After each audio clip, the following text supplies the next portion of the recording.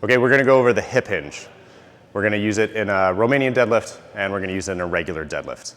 Now, the hip hinge is just as it sounds. It is a hip dominant movement. It is an attempt to load the biggest, most powerful muscles of your body, really your engine. It also is your ideal riding position, and it's gonna be where you generate force for things like broad jumping and sprinting, any big, powerful athletic movements. So we're gonna set up for the deadlift here. What I'm gonna do is I'm gonna go over through my 3 keys. My eyes are gonna be on the relative horizon. That's gonna make sure I'm relatively stacked. The next thing I'm gonna do is I'm going to just sense my contact point. So I wanna feel like base of big toe, base of pinky toe, heel, there in the ground. Once I have the stack, for me and for this deadlift, I'm just gonna kind of push forward to make sure that my rib cage is actually over my pelvis. So hopefully that puts me in a stacked position. You don't need to be ramrod straight. You just want to feel like if pressure got put down on your head, it would go through those 3 blocks. Now, with this being a hip hinge, the goal is to load the hips. So you're gonna soften your knees, and you're going to think of your leg bones pushing back and stretching into this area. So you'll see my eyes will now meet my relative horizon, and if you can't grab the kettlebell, this being a Romanian deadlift, I'm going to bend my knees to continue to sit down and load my hips, and I'm gonna put pressure through the base of my big toe and heel to come back up. So let's do this a little bit quicker in sequence.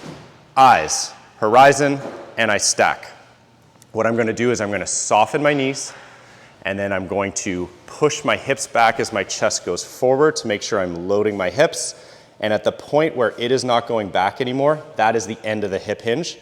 So instead of carrying on forward, that's when I can decide to bend my knees if I can't get to the weight. When you're down here, instead of thinking of muscles, I want you to think of pressure points. If you just spend a second here and you imagine that those bones at the base of your toe and inside of your heel, it's like a dimmer switch and you're pushing harder and harder and harder, you're gonna feel this whole posterior chain really tense up. At this point, it should feel stretch and relax, but as I push in, it's really ramping up, and that's gonna be the driver that brings me up to the top. So let's go over some very common ways to mess this up. Number 1 is the rounded back. You come here and you move from the spine, and you pick this up with your back instead of your hips going back. This is probably the first error. It's pretty easy to get over, but you want to keep that stacked position and not feel like this distance is closing. It's error number 1. Error number 2 is going completely the other way. Knowing you have to load your back, you will see a lot of opening up this way.